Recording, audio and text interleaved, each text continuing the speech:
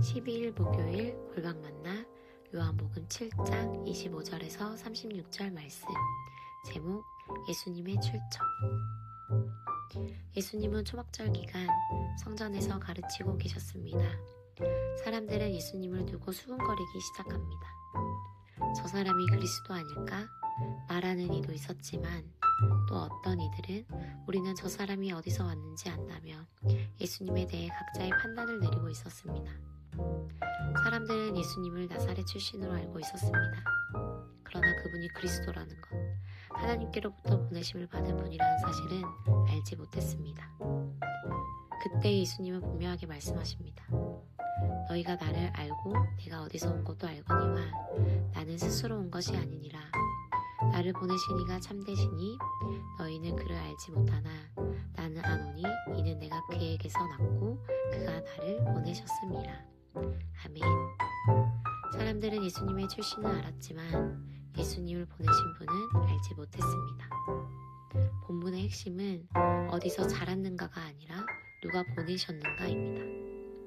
예수님의 출처는 나사렛이 아니라 하나님이십니다. 그분은 스스로 오신 분이 아니라 보내심을 받은 분이셨습니다. 30절은 이렇게 말합니다. 그들이 예수를 잡고자 하되 손을 대는 자가 없으니 이는 그의 때가 아직 이르지 아니하였음이로라.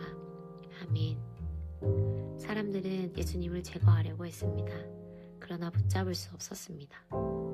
왜냐하면 예수님의 사역은 사람의 계획이 아니라 하나님의 때 안에 있었기 때문입니다. 예수님의 출처가 하나님이시기에 예수님의 시간 또한 하나님께 속해 있었습니다. 사람들은 오해했고 지도자들은 제거하려 했고 군중들은 흔들렸지만 예수님은 하나님 계획 안에 계셨습니다. 32절에서는 또 다른 장면이 나옵니다. 바리새인들은 무리의 수군거림을 듣고 예수님을 잡으려고 사람을 보냅니다. 같은 말씀을 듣고도 반응은 갈라집니다. 어떤 이들은 이 사람이 그리스도일지도 모른다 말하고 어떤 이들은 체포하려고 합니다. 믿는 사람과 믿지 않는 사람이 같은 자리에서 분명하게 나뉘는 장면입니다. 예수님은 변하지 않으셨습니다. 그러나 사람들의 마음은 드러났습니다. 누군가는 수군거림에 머물렀고 누군가는 믿음으로 나아갔습니다. 예수님은 이 땅에 사셨지만 하나님께부터 오신 분이셨습니다. 그리고 다시 하나님께로 돌아가실 분이셨습니다. 그분은 땅의 시선이 아니라 하늘나라를 바라보며 사셨습니다. 그래서 사람들의 오해와 위협 속에서도 하나님의 뜻을 따라 십자가의 길을 담대히 걸어가셨습니다.